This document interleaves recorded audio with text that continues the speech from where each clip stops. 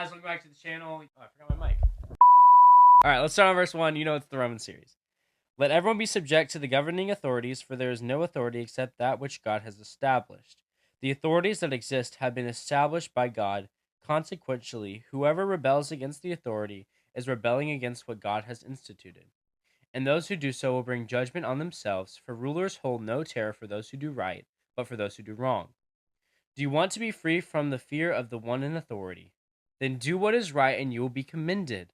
For the one in authority is God's servant for your good. But if you do wrong, be afraid, for rulers do not bear the sword for no reason. They are God's servants, agents of wrath, to bring punishment on the wrongdoer. Therefore, it is necessary to submit to the authorities not only because of possible punishment, but also as a matter of conscience. This is also why you pay taxes, for the authorities are God's servant, and who give their full time to governing. Give to everyone what you owe them. If you owe taxes, then pay taxes. If revenue, then revenue. And if respect, then respect. If honor, then honor. So Paul says that government, and he's saying that government is an institution that is instituted by God to have authority over the people and to govern them for their well-being. And as Christians, we are called to obey the law, because if we break the law or we disrespect the government, then in the same way we aren't honoring God. And so we have to follow the law, but not only as because we are afraid of punishment, but we also follow the law because as a matter of conscience, because it's just the right thing to do. Verse 8. Let no debt remain outstanding, except the continuing debt to love one another. For whoever loves others has fulfilled the law. The commandments: you shall not commit adultery, you shall not murder, you shall not steal, you shall not covet, and whatever other command there may be, are summed up in this one command. Love your neighbor as yourself. Love does no harm to a neighbor, and therefore love is the fulfillment of the law.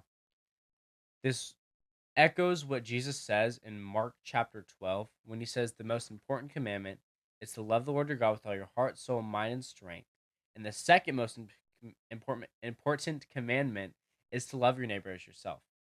Because when you love one another, there's no way that you can do wrong to them. Because if you truly love them, you're always going to be looking out for their well-being. You're not going to be selfish, you're not going to be greedy, you're not going to try to murder them, you're not going to try to be rude. You're just going to simply love them and put them above yourself, because we're called to serve other people. Verse 11. And do this, understanding the present time, the hour has already come for you to wake up from your slumber, because our salvation is nearer now than when we first believed. The night is nearly over, and the day is almost here. So let us put aside the deeds of darkness and put on the armor of light. Let us behave decently as in the daytime, not in carousing and drunkenness, not in sexual immorality and debauchery, not in dissension and jealousy. Rather, clothe yourselves with the Lord Jesus Christ, and do not think about how to gratify the desires of the flesh. So as I read this, I keep thinking, Paul wrote this over 2,000 years ago. I was like, what does he mean that the time is almost here?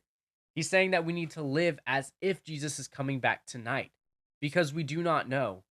So settle your debts, forgive your debtors, forgive everybody so that you're forgiven. He's saying do right, be kind, clothe yourselves with Jesus Christ, so that if he were to come back today, you would be ready. Do not be the person without oil for your lamp.